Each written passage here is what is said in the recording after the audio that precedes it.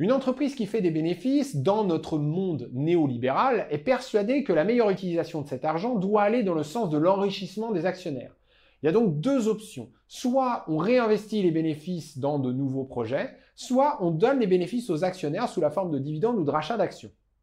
En général, on a tendance à penser que le rachat d'actions est une technique similaire à celle du dividende, mais on se trompe. Le rachat d'actions, outre le fait qu'il rémunère effectivement ceux qui vendent leurs actions pendant le rachat, est plutôt destiné aux actionnaires qui ne vendent pas leurs actions et qui vont du coup bénéficier d'une hausse du prix de l'action.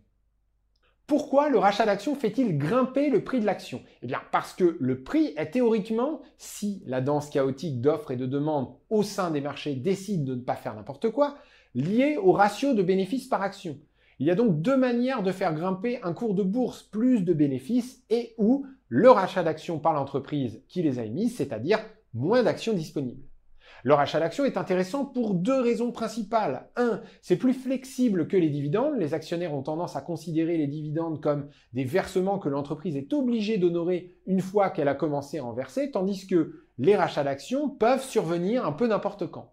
Et deux, les rachats d'actions permettent de financer des trains de vie basés sur l'endettement. Les grands dirigeants d'entreprise qui possèdent des stock options, les grands actionnaires ou même les grands fonds d'investissement ont plutôt intérêt à voir le prix de l'action grimper plutôt que chercher des dividendes. Pour les deux premiers, l'intérêt c'est de financer leur train de vie avec du crédit non taxé plutôt qu'avec des revenus à déclarer au fisc.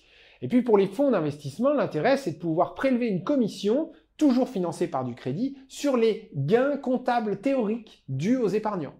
Le rachat d'actions est aussi intéressant à condition qu'il soit réalisé avec de la dette pour augmenter l'effet de levier d'une entreprise. L'idée, c'est de remplacer des actionnaires qui demandent des rendements délirants par des créanciers qui, eux, demandent des intérêts très faibles, surtout en ce moment.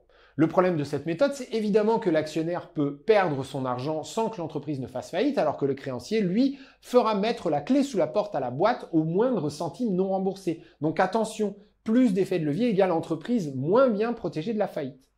Enfin, toutes les entreprises n'utilisent pas la méthode du rachat d'actions parce que le monde est complexe et politique et que tout dépend toujours du contexte.